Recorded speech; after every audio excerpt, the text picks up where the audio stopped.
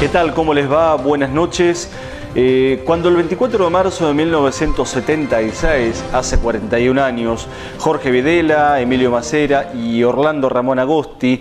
al frente de la Junta Militar, se hacían cargo del gobierno, destituyendo de esa manera a la presidenta María Estela Martínez de Perón, se iniciaba el paso previo que necesitaba el poder real para instaurar un proyecto económico, un proyecto político de país que de alguna manera llega hasta el día de hoy. Esa es, en definitiva, la pesada herencia de la que se discute muy poco por estos días en este país. Estos son los tentáculos de un proyecto nacional de un país para pocos, con un perfil meramente agroexportador, con una economía vinculada a lo especulativo más que a lo productivo. Y haciendo un poco de historia, al cumplirse 41 años del golpe militar, días pasados, uno puede ver que allá por la década del 80, el entonces presidente Raúl Alfonsín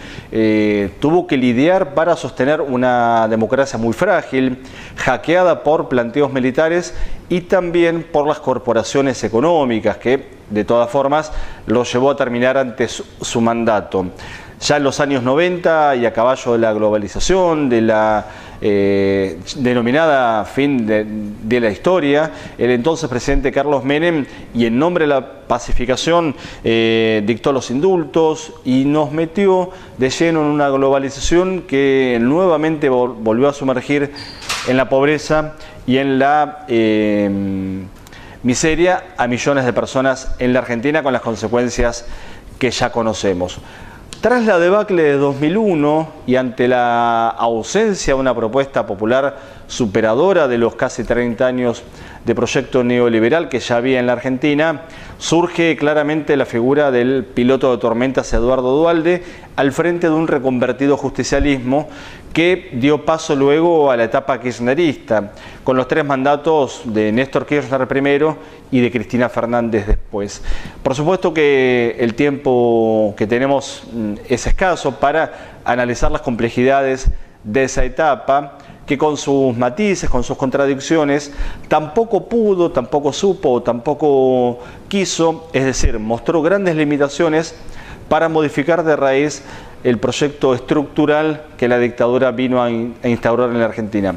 Al margen de este comentario, queda claro que la política de derechos humanos de la etapa de los gobiernos kirchneristas se convirtió en una cuestión de Estado, salvedad hecha por la aparición y el ascenso del entonces jefe del ejército, César Milani, hoy detenido por violaciones a los derechos humanos, tema que todavía no está aclarado ni fue respondido de manera convincente por los decisores de esa política que llevó tal vez al punto más alto de la contradicción de la etapa kirchnerista en materia de derechos humanos.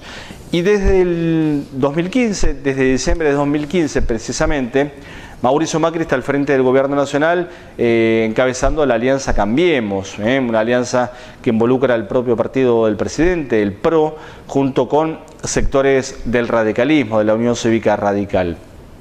Y acá nos vamos a detener en esto que también por estas horas se suele hacer mucho, que es comparar la política económica de la actual etapa en la Argentina con lo que pasaba allá por 1976. Y vamos a hacerlo apelando al diario Clarín del 3 de abril de 1976. Apenas 9 días después del golpe, el ministro de Economía, el entonces ministro de Economía, José Alfredo Martínez Dios, anunciaba en cadena nacional los principales lineamientos de la política económica del Estado para los próximos años en la Argentina. Esa pesada herencia de la que todavía seguimos siendo rehenes y que se discute muy poco a fondo por estos días en la Argentina. El programa de reordenamiento de la economía nacional, como titulaba el diario Clarín de ese día, hablaba de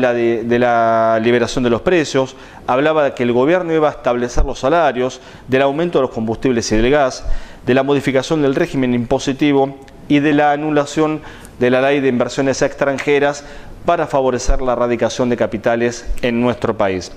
Las consecuencias de esa política económica fueron bien claras y sumieron a partes muy grandes de la población en una pobreza, en una miseria muy pronunciada y básicamente en un una falta de futuro que hasta el día de hoy se viene sufriendo. La deuda externa, por otra parte, pasó a ser un elemento central en la vida económica y política de la Argentina. El plan de la dictadura, entonces, en ese sentido llega a nuestros días. Las raíces estructurales de ese plan económico permanecen vigentes en nuestro país. Y la realidad, a golpe de parecidos y de efectos buscados, se vuelve a imponer otra vez 41 años demasiado, en donde